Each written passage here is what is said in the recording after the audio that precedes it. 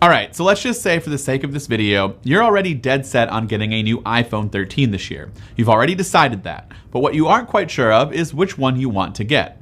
Well, hopefully this video will help you out, as I'm going to go over some of the biggest differences between the iPhone 13 and the 13 Pro models. But before we get started, if you decide you like this content and you want to see more from us in the future, consider subscribing to the channel, and of course hit that like button if you ended up liking this video and it helped you out, as it greatly helps us out. So obviously there are a few things that make this decision easier, and those are the size of the device and the battery life. If you want a smaller or larger size, then you either go to the extremes with the Mini or the Pro Max. The Mini offers the shortest battery life of the bunch, but it's also the more pocketable form factor, which is appealing to some people. The Max is clearly going to have the larger battery and of course the biggest display and size.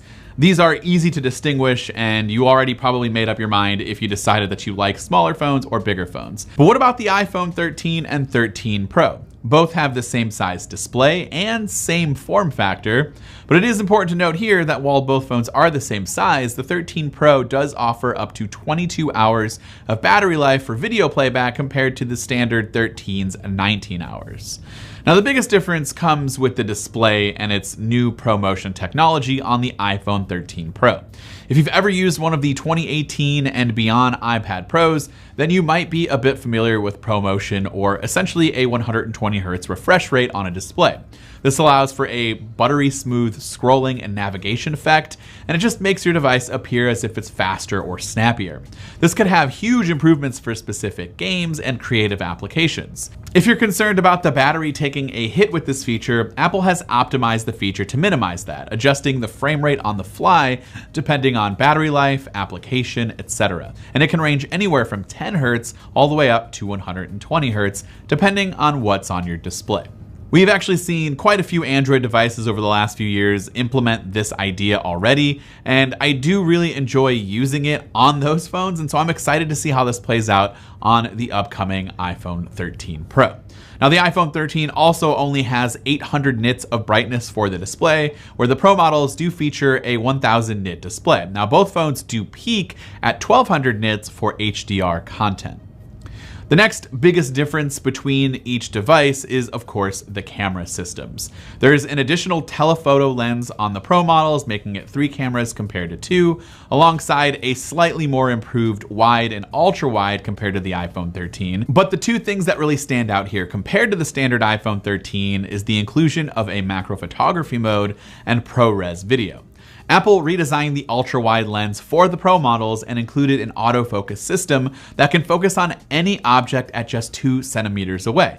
The test photos that were shown at the event look pretty impressive, and of course we actually need to test that out for ourselves to see if it really holds up. But we've used other devices, specifically an Android device in the past earlier this year, with these capabilities, and whether you want to call it gimmicky or not, it was actually a lot of fun to play around with, and I'm excited to try this again on the iPhone 13 Pro. Now, something that wasn't really talked about with this new macro mode is that you can actually take macro shots for video too, which could lead to some pretty cool slow motion close-ups.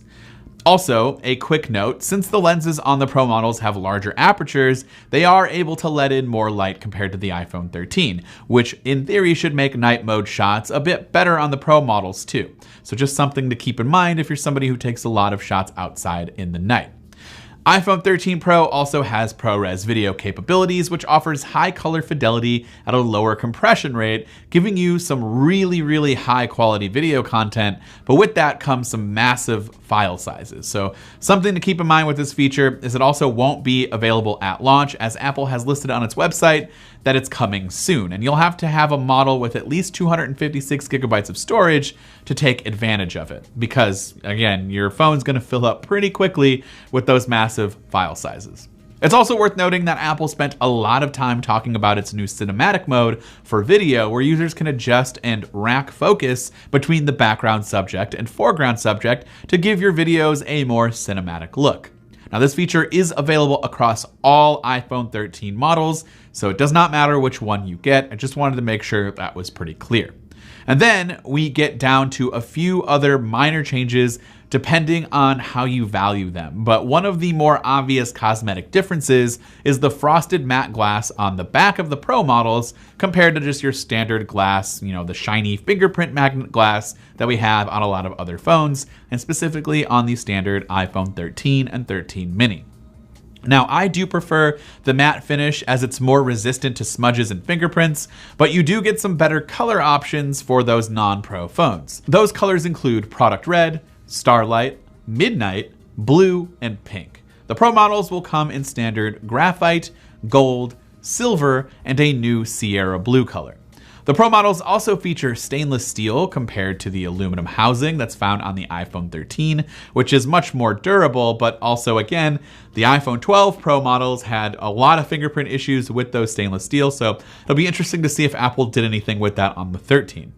Lastly, we have some storage options and pricing configurations. The iPhone 13 starts at $799 for 128 gigs of storage, which is honestly a great starting storage size and price, while the iPhone 13 Pro will start at $999 for the same 128 gigs of storage. The Pro models do, however, go all the way up to 1 terabyte options, so if you are going to take advantage of that ProRes video and just store a lot of stuff on your phone, then it's worth maybe checking that out.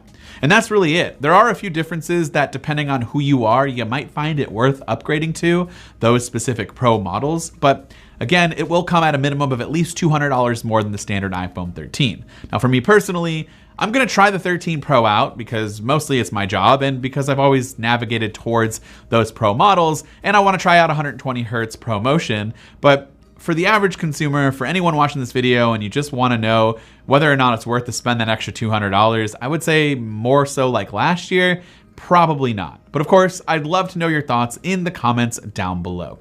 This has been Dan with Mac Rumors. Thanks so much for watching, and I hope to see you around in the next video.